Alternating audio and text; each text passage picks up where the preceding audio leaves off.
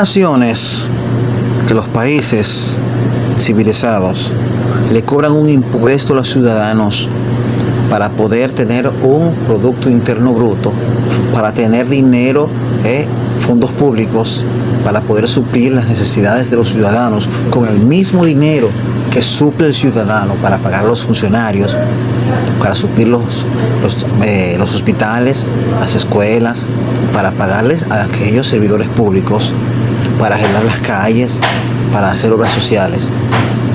La iglesia necesita entender estas cosas. Hay que dar el diezmo. ¿Cómo puede una iglesia comprar instrumentos, hacer obras sociales, darle ofrendas para que se puedan mover los misioneros? ¿Cómo puede mantener a un pastor que tiene que subsistir porque está trabajando en la obra? ¿Cómo puede caminar una iglesia sin dinero? Las finanzas dentro de la iglesia tienen una gran importancia, lo que es los diezmos y las ofrendas. ¿La Biblia apoya el diezmo? ¿Está la Biblia en contra del diezmo? ¿Es vigente el diezmo? La Biblia es la que nos va a dar la razón si el diezmo es bíblico, sí o no.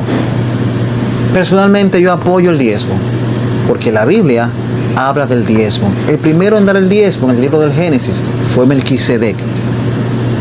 El primero en recibir diezmos fue Melquisedec. El mismo Jesús habla del diezmo y las ofrendas, pero yo quiero darle la razón a las Escrituras. Pero vamos a escuchar a tres exponentes de la palabra: el pastor Sujei Michelin, el pastor Miguel Núñez y el llamado teólogo de la calle. ¿Cuáles de estos se acerca más a las Escrituras para darle fiel autenticidad a lo que dice la Escritura conforme al diezmo? Dios te bendiga. Una pregunta que muchas veces nos hacen en las iglesias. Ustedes saben que nosotros vamos a otros lugares y a veces hay paneles de preguntas y respuestas. Y esta es una pregunta clásica. ¿Es obligatorio para los cristianos diezmar? El diezmo pertenece a la ley mosaica. Y por favor no citen el caso de Abraham con Melquisedec o el caso de Jacob cuando dice yo voy a dar el 10% de todo. La razón por la que no debemos usar esos ejemplos es porque lo de Abraham con Melquisedec fue un caso único. La Biblia no dice que Abraham ofrendaba regularmente. Eso fue del botín de una guerra que en la que Abraham estuvo envuelto. Y en el caso de Jacob es todavía peor, porque Jacob no le dice a Dios yo te voy a dar el 10% de todo lo que tú me des. No, él dice si tú me prosperas yo te doy el 10%. Así que esos dos casos que son anteriores a la ley no lo podemos usar. Y el caso de los diezmos, en el caso de la ley mosaica, nosotros sabemos por el Nuevo Testamento que la ley mosaica pasó. Así que si tú quieres una respuesta teológica, ¿deben los cristianos, los creyentes del nuevo pacto diezmar? Personalmente pienso que no. No tenemos la obligación legal de dar el diezmo.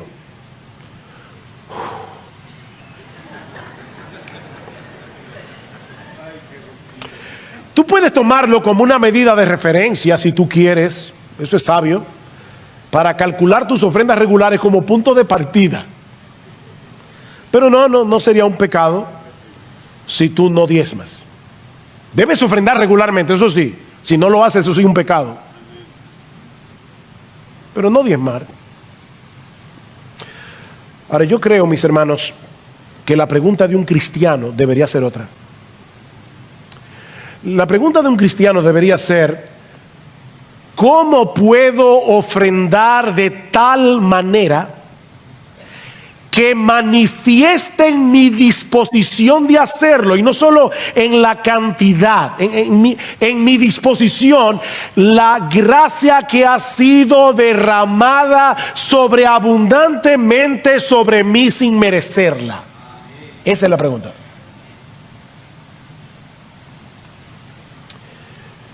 Alguien ha dicho: el dador alegre es aquel cuyo corazón está completamente extasiado con la bondad y la grandeza de Dios, cuya mente está cautivada con la hermosura de Jesús, cuya alma está satisfecha con todo lo que tenemos en Él, y quien a pesar de su adversidad y desafiando toda circunstancia, se goza con un gozo inefable y glorioso. Tal es el dador al que Dios ama. ¿Está presente en el día de hoy o es algo del pasado? De nuevo, esto es otra de esas áreas o controversias que ha circulado por mucho tiempo. Lo interesante, como escuché a un predicador decir, es que todavía no he oído a nadie que esté en contra del diezmo que haya querido dar el 11 o el 12%. Siempre estamos en contra de algo, pero pensando siempre en poder dar mucho menos. Quizá a manera de ilustración esa introducción, pero la realidad es lo siguiente. Dios estableció un sistema tributario en el Antiguo Testamento que se conoció como el diezmo. El diezmo no era simplemente destinado para las cosas que a veces pensamos limitadas exclusivamente a la iglesia, sino que había un 10% para los levitas que no tenían manutención, no tenían salario, no tenían ingreso. Había un 10% que era dedicado al templo propiamente dicho, su mantenimiento y todo lo demás. Y un 10% que se recogía cada 3 años para las necesidades. Y ese segundo diezmo que mencioné también servía para poder financiar las festividades religiosas del pueblo. Bueno, lo cierto es que como sistema tributario eso no está en el Nuevo Testamento. Si nosotros quisiéramos insistir en que ese sistema tributario pasó de esa manera al Nuevo Testamento, no creo que pudiéramos defenderlo de esa forma. Sin embargo, si pensamos en las razones por las cuales el diezmo fue recogido en el Antiguo Testamento, esas razones permanecen ahí. Hoy en día tenemos ministros, pastores, que necesitan recibir un salario, sobre todo aquellos que trabajan a tiempo completo. Tenemos templos que tienen que ser construidos o edificaciones, dependiendo del término que usemos, tienen que ser construidos, mantenidos y que necesitan entonces de un apoyo financiero. Y tenemos también personas con necesidad dentro de la iglesia y alrededor de la iglesia. De manera que las razones por las que Israel tomaba un diezmo permanecen hoy con nosotros. La pregunta es si a la luz de un pacto de mucho mayor riqueza y bendición como el que hemos recibido, si mi responsabilidad disminuye o aumenta. Y entonces es mi convicción que a la luz del Nuevo Testamento, el principio no es tanto que el 10% pertenece a Dios, sino que todo pertenece a Dios, toda mi finanza, todo lo que tengo, todo lo que soy es propiedad de Dios, en primer lugar. En segundo lugar, yo debo preguntarme incluso después de ese diezmo si hay mucho más con lo que yo puedo contribuir. Porque imaginémonos que yo gane $100 millones al año, quizá un poco hiperbólico para la enorme mayoría de las personas, pero es una ilustración.